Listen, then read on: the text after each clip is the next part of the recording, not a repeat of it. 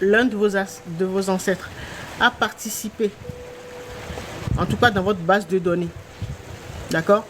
Ça peut être également soit votre pays, puisque dans notre âme se trouvent les informations des territoires où nous sommes nés, d'accord? Et donc, vous allez pouvoir récupérer l'âme des constructeurs des pyramides ou des obélisques.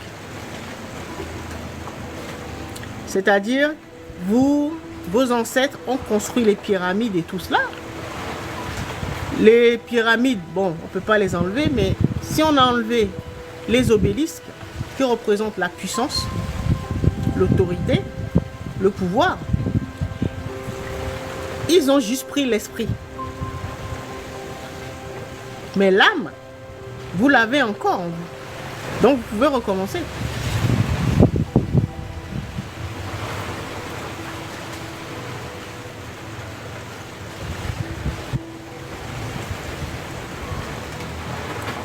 Si et seulement si, dans votre âme, vous avez les informations qui concernent la construction des obélisques, des pyramides. C'est un exemple. Vous avez également les masques, les objets de culte qui se retrouvent dans beaucoup de musées en Europe. C'est bien de les réclamer. C'est une très bonne chose. Mais si vous pouvez encore faire mieux. En attendant que ceux qui s'en occupent demandent à ce qu'on rapatrie notre patrimoine culturel. En attendant, si vous avez dans votre lignée, soit des forgerons ou des artistes, voilà, ceux qui ont mis en place ces objets de culte, si vous descendez d'une lignée de forgerons et autres, vous pouvez avoir accès à leur mémoire. Parce que c'est dans votre sang. Et vous allez l'améliorer et l'adapter dans les films. Ça veut dire qu'il y a des gens, ça veut dire c'est leur sens du goûter qui est très développé. Et donc, ces gens-là, juste en goûtant le sang, c'est-à-dire votre âme, une goutte de votre sang, peuvent accéder à votre âme. Toutes les informations qui sont contenues dans votre âme. Et c'est ce qu'on voit dans le film. Dans le film Avatar. Il y en a d'autres qui le font par l'odorat. Au lieu de goûter, d'autres vont juste sentir le sang. Et avoir accès aux bases de données.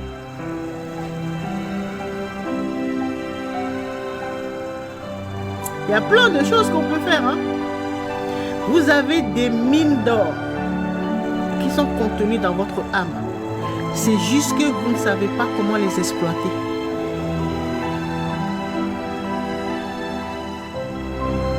Et quand on ne sait pas les exploiter, on a des blocages. Et je vous ai dit qu'il faut d'abord commencer par réorganiser notre sang, nettoyer notre sang, notre âme. Pour enlever les mémoires là, qui sont entachées de souffrance, colère, trauma et tout ça là. Et quand on fait ça là, après c'est plus clair quoi. C'est mieux ordonné, mieux rangé. Et donc on peut avoir accès aux informations quoi. Quand on a besoin d'un remède par exemple pour traiter une maladie peut-être rare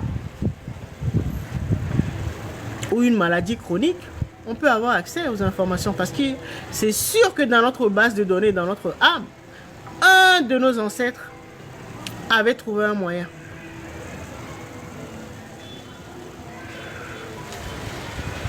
Si ce que la médecine moderne propose ne vous satisfait pas, vous pouvez consulter votre âme.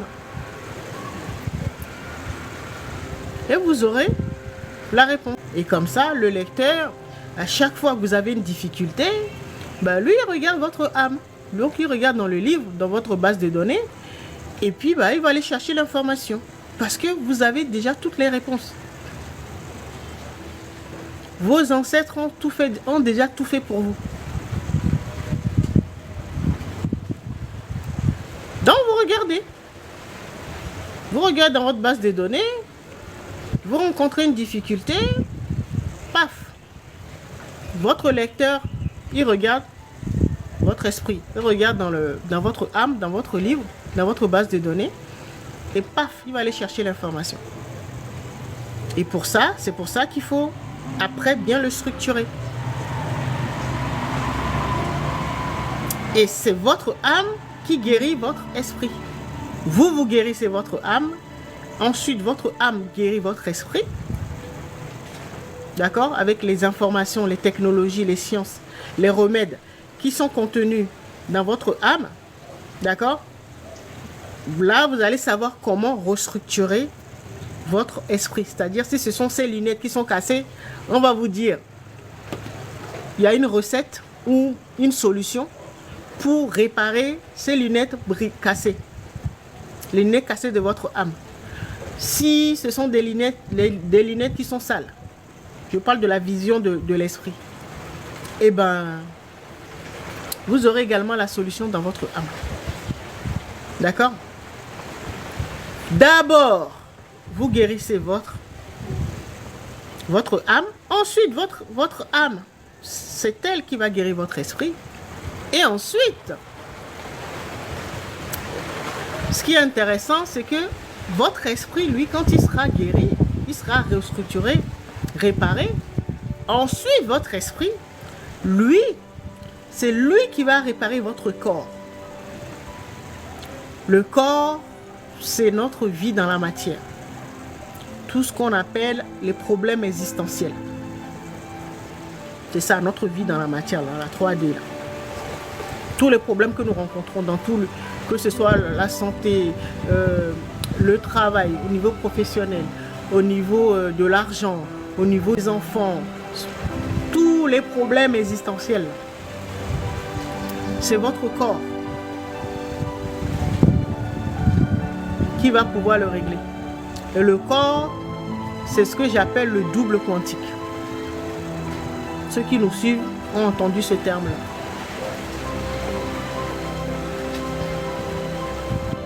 D'accord? Donc, votre double quantique, il y a un autre terme aussi, on l'appelle le subconscient. D'accord? Le subconscient, c'est notre corps, notre double. L'esprit, c'est notre conscience. Et l'âme, c'est notre inconscient. L'âme, Isis intérieur. L'esprit, Osiris intérieur. Et le corps, le double, notre Horus intérieur. L'enfant divin qui se trouve en nous. D'accord? C'est de cette manière que ça se passe. Ceux qui connaissent l'histoire d'Isis et d'Osiris, c'est Isis qui guérit Osiris. D'accord? Ça veut dire que ce que vous avez à faire en tant que conscience supérieure qui pilote, ou divinité qui pilote ces trois corps-là, puisque nous avons trois parties. Nous avons une âme, nous avons un esprit et nous avons un corps. Nous ne sommes ni notre âme, ni notre esprit, ni notre corps. Ce sont des parties de nous, ce sont ce que j'aime bien appeler des serviteurs à notre service. D'accord? Nous avons une base de données, nous avons un lecteur, et le corps, ben, c'est lui qui crée notre réalité, en se basant sur les informations de sa maman, c'est-à-dire l'âme, et les capacités de son papa, l'esprit. Et ben donc, lui, ben, il manage tout ça. Et donc, c'est lui, notre subconscient, c'est-à-dire notre double quantique, notre corps, c'est lui qui crée notre réalité.